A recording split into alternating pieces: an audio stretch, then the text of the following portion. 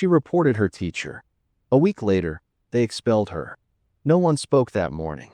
Chairs scraped, paper rustled, the air felt charged. The teacher smiled like nothing had happened. But every look that stopped at her desk said it all. Everyone knew. They didn't post, didn't whisper, just looked away, and that hurt worse. In the counselor's office, the woman kept saying, "These things can be misunderstood." Her mother sat beside her, clutching her purse. Across the desk, the principal's tie was crooked, but his voice smooth, practiced. "This is about behavior," he said, eyes fixed on the folder. Behavior. That word stuck. She'd called out a teacher, and somehow, she was the problem. When they handed her the notice, the printer screamed. The paper slid out warm, smelled like toner and endings. At home, she stared at her laptop for hours. Her inbox was full of silence. No one from school, no one from her so-called friends. Just an automated message about returning her student ID. Outside, the neighborhood felt too normal. Lawns trimmed, flags clean, sprinklers ticking in rhythm. Somewhere, a dog barked at nothing. That night, she scrolled through the school's website. Integrity, student safety, all that noise. Then she opened a new tab, typed the same name, added one word, real. The page blinked. Cursor steady, breath steady. She started copying text from the school's own rulebook. Every student has the right to report misconduct without retaliation. Click, paste, click, paste. The silence in her room started to hum. By the time her mother knocked, she'd already copied the school's logo, color by color. It looked perfect. She didn't look up. "Just finishing something," she said. The cursor blinked again, like it was waiting. She wasn't sure what she was doing yet, only that she'd stopped feeling helpless. The new site went live at 2:13 a.m. No one was supposed to see it that fast, but by the time the sun hit the blinds, her phone buzzed nonstop. Screenshots, links, a message from an unknown number. "You really did this?" It looked official. Same banner, same tone, same font. But under code of conduct, she added the real lines. Dates, quotes, signatures, no comments, no anger, just facts, loud enough on their own. By lunch, the school blocked Wi-Fi access to the domain. It didn't matter. Students used their phones. Someone mirrored the site, then another. The whole thing spread faster than any rumor. At 3 p.m., the district's email arrived in every inbox. "Please disregard unofficial materials currently circulating online," which, of course, made everyone click faster. Her mother found out through a coworker. She walked into the room holding her phone like evidence. "Tell me this isn't you." She didn't deny it, just said quietly, "They lied." Her mother's breath caught somewhere between fear and pride. "They'll come after you for this." "I know." The next morning, local reporters were parked outside the school gates. Students filmed from the sidewalk. One teacher tried to block the cameras with his jacket. Inside, the principal called an emergency assembly. His voice echoed through the speakers. "We will address these false accusations through the proper channels." The gym was silent except for the hum of the microphone. Kids didn't look up from their phones. They were scrolling her site live as he spoke. Afterward, in the hallway, her old lab partner walked past and said under his breath, "You just blew up the school." She didn't smile, didn't blink, just kept walking. That night, she checked the site again. Visitor count, 18,437. The cursor blinked at the bottom of the page. She typed 2 new words. More soon. For the first time in weeks, she slept. Not peaceful, just quiet. By the 3rd day, she stopped checking the numbers. It wasn't about views anymore. Emails started coming in, anonymous ones, from other students. Some were angry, calling her a liar. But most were short, quiet messages that all sounded the same. "Thank you." She opened one from a junior she barely knew.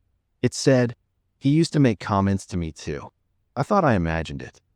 She read it twice, then just sat there, staring at the screen, hand hovering over the trackpad. Downstairs, the TV was on. Local news. The anchor's voice was calm, polished. An investigation is underway after allegations surfaced online against a high school teacher in the district. They used her screenshots, blurred her name. Still, everyone knew. Outside, a car slowed in front of the house. Headlights lingered longer than they should have, then drove off. Her mother double-checked the locks before going to bed. No one said a word about it. The next morning, she walked to the cafe near the bus stop. People stared longer now.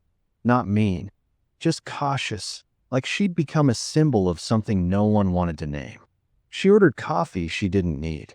The barista, a college kid with a nervous smile, slid it toward her and said quietly, "That site. Was it you?" She didn't answer, just tipped a little too much and walked out. Halfway home, she passed the school fence. Students clustered by the gates, their phones glowing. Someone had printed one of her pages and taped it to the bulletin board. The school logo looked perfect. The quote beneath it read, "We value honesty above all." She stopped, looking at it through the metal bars. The paper flapped once in the wind and tore slightly at the corner. It wasn't revenge she felt, not even satisfaction. Something colder, heavier, like standing still while everyone else pretended not to see the fire. She turned away, crossed the street, and didn't look back. At home, her laptop screen glowed again. Another email. This one from a teacher, not the one. Subject line, "You're right." She didn't open it. Not yet. The district meeting was live-streamed that Friday. She watched it from her phone, sitting on the edge of her bed, one headphone in, hair still damp from the shower. The board members looked uncomfortable, ties too tight, papers shuffling just to fill the silence. The principal spoke first. "These online materials misrepresent the facts," he said, his voice trembling slightly.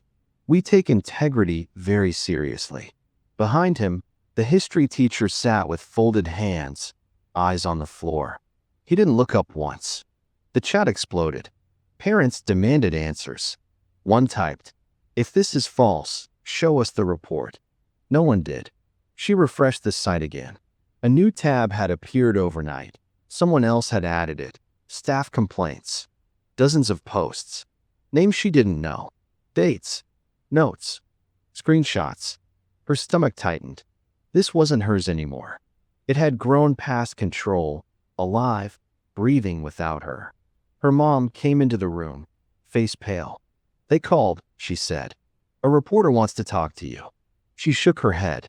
"No, you should at least." "No, Mom. I said what I had to say." The older woman stood there for a moment, looking at her daughter's screen, the open tabs, the blinking cursor. "They'll hate you for this," she whispered. "I think they already do." That night, the teacher's statement went public. He denied everything. The district promised a full internal review. But by then, everyone had seen too much. Someone posted a clip from 2 months earlier. Him in class, leaning too close, a hand resting where it shouldn't. The video was blurry, shaky, but it was enough. By midnight, the school's official website went offline. Her version stayed up. She sat there, the screen lighting the dark walls. That printer sound came back, sharp, mechanical, final. Her phone buzzed. "You didn't ruin the school. You fixed it." She read it once, then closed the laptop. The story stopped trending after a week. The school stayed quiet, the headlines moved on, and the world found new things to scroll through. But the site didn't die. Someone kept updating it. New posts, new screenshots, other schools. She didn't know who was behind it anymore. Maybe that was the point. In her new district, nobody mentioned her name. She liked that. She sat in the back of class, took notes, turned in homework. When teachers spoke, she looked them in the eye but said almost nothing. One afternoon, during computer lab, the teacher asked everyone to open their browsers. The familiar blue glow filled the room. She typed in a random URL. The autosuggest did the rest. Ethereal Student Council. Org. Her finger hovered. Then she pressed enter. The page loaded slowly. New layout. Same tone. Someone had added a banner across the top. Built by those who refused to stay silent. A ripple of movement passed through the room. Two students beside her noticed the page and whispered, "Wait, that's her site, right?" She started it. "No, someone else did. It's everywhere now." She closed the tab and caught her reflection. For a second, that same girl, angry, scared, alone. But not anymore. The bell rang. Students left. She stayed. Opened the site again. At the bottom, under the old quote about honesty, a new line. "We don't need permission to tell the truth." The cursor blinked, patient, waiting.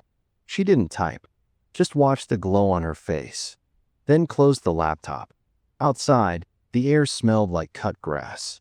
The bell echoed once more. She walked out, the printer noise gone, the hum gone. Only the quiet stayed. She paused by the gate, exhaled once, slow, steady, and let the silence answer back.